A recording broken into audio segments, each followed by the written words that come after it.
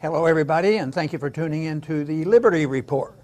With me today is Daniel McAdams, our co-host. Daniel, good to see you. How are you this morning, Dr. Paul? I'm doing very well. We're not going to talk about foreign policy today, but we're going to be talking about liberty. Yes. There was a major incident this past week. The president got involved, and one of his top aides was involved. And a lot of people chimed in, and that had to do with what happened to Sarah Sanders when she went to a restaurant in Lexington, Virginia. And she went in, and I think they asked her to leave, or they kicked her out anyway. And the big story was, why? Well, she was a Trump supporter, and we don't like Trump supporters, and therefore she needs to get out of here. A bit of discrimination, that doesn't sound right. What about free speech and discrimination? You know, you can't do that. This owner, obviously, under today's political system, she doesn't have any right to throw her customer out, because customers have rights too, you know. You can't discriminate just out of the clear blue. But that raises more questions than answers, because if you write a law to correct this, you might be discriminating against the owner and telling the owner how to run a restaurant. So, but the person, another woman that was owning the restaurant, is the one that confronted her, and this became a bit of a scandal in how do you solve this problem. But it's, I think it asks some interesting questions, because it introduces the notion of property rights, First Amendment rights, and this is, you know, freedom of speech. You know what you can do. So, and the big question: why is the federal government getting involved in this restaurant business? So it's, you know, when there's a problem, you know, the chant is, let's just get the federal government to write a law. Yeah. But there are already laws that has made this complex, because obviously they look at private property somewhat differently than we do. And these kinds of issues are always good for us, because we can point out the hypocrisy on all sides, and we can also offer the corrected libertarian solution, the pro-liberty solution. But, you know, there is a lot of hypocrisy. And Stephanie Wilkinson is the owner of this Red Hen restaurant. Sanders and her family, I guess 8 people, went in there to have dinner. The cook had a freak-out attack when he saw her. He called his boss. "Oh, you'll never guess who's in here." She comes, "I'll come down and check it out." She gets there. "Oh, no, what are we going to do?" She says that she took a vote among her staff, which I've never heard of a company doing something like that. Took a vote among her staff and said, "We got to kick her out." And they got a lot of publicity, bad and good. But, you know, this brings to mind something we had just talked about, which is the Masterpiece Cake Shop issue. And, of course, the left was furious about this. How dare you refuse service to this same-sex couple? It's terrible. Now they're the same one saying, good for her, she kicked out this horrible monster, you know. And then you have the right wing, who's loved the masterpiece and now was furious about this. So it's always a situational thing. See, so they never boil it down to a principle, and the principle of private property. Most of the time, people could sort this out, that if we were talking about somebody's house, their private home, you know, if somebody comes in, they're invited in, they're a guest, but if they're outlandish in what they're doing and cause a ruckus, you can put them out, because it's your house and you come in on those terms. But in the last several decades or longer, they've driven this line between private property and what they call public property, and it's arbitrary. Why is it if you own this restaurant that you can't treat it and have the same rules that you have at your house? They have rules all the time. This became an incident because it was having to do with, you know, freedom of expression and who you work with and for, so they wanted to get involved in more. But if this family came in and all of a sudden they pulled out some instruments and started shouting and yelling and dancing around and disturbing everybody in there, and nobody would come into the restaurant, of course they have a right. It's their property. So in many ways, what they're rejecting is the notion that an owner has really a right to discriminate and pick and choose. You know, restaurants a lot of times have dress codes. You're not allowed to go into restaurants near beaches. You can't come in without a shirt. And you can't come in your bare feet. So they discriminate all the time. I like to think of this. The First Amendment is, you have to have this really bizarre understanding that you know, in a free country, you really have a right to be a jerk if you don't hurt people. And the punishment and the regulations come in a different way.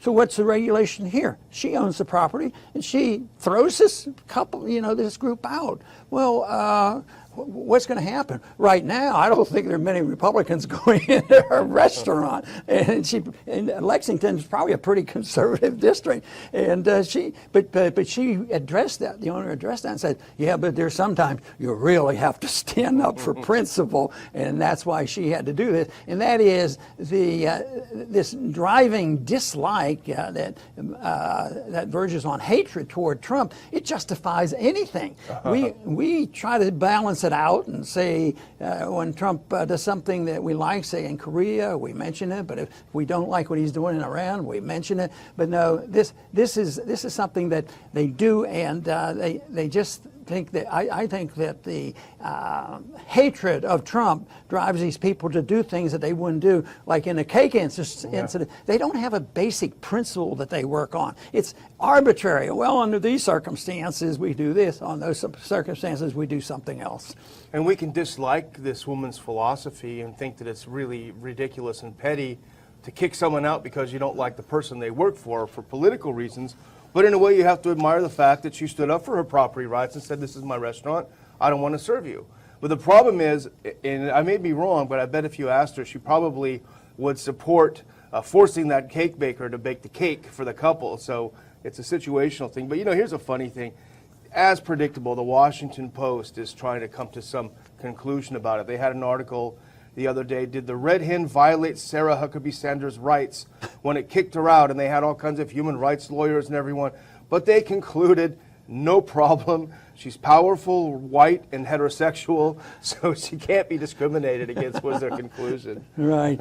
And, you know, it came up on the Sunday reports. Elijah Cummings, a congressman, a very decent person I've known, but his views on, you know, segregation and restaurant management of restaurant and customers, and I would understand where his position is.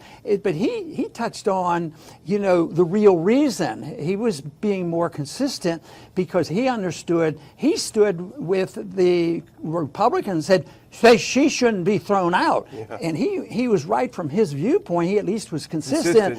He was consistent in saying, well, you can't discriminate. We argue that in private property, discrimination happens all the time. But he disagreed with Sanders' position, didn't like it, but he understood this would challenge this whole mentality that property rights may apply somewhat to our homes, but they certainly don't apply as soon as you deal with the public. You no longer own it. You better obey the social decorum and social rules that the federal government is writing. Yeah, that's unfortunate. But, you know, she will suffer the consequences of her action. She already is suffering, I'm sure. She'll probably suffer at the bank. But the problem is, though, the Republican backlash now, or the pro-Sanders backlash, is almost violent. You know, they're putting phony bad reviews, and they're aggressively hacking her website. Why not just tell your friends don't go there? You know, have a decent. So you're against a very uncivilized behavior, and you're being twice as uncivilized. Speaking of uncivilized, we can't go without mentioning Maxine Waters. Here's what she said. She thinks that's great. She said, let's make sure we show up wherever we have to show up. And if you see somebody from that cabinet in a restaurant, department store, at a gas station, you get out there and you create a crowd and you push back on them and you tell them they're not welcome anywhere. Well, I would say her attitude was not quite as gentle as Congressman Cummings. Yeah, that's an understatement. A little bit different. But, you know, it really is down to understanding what the First Amendment is all about.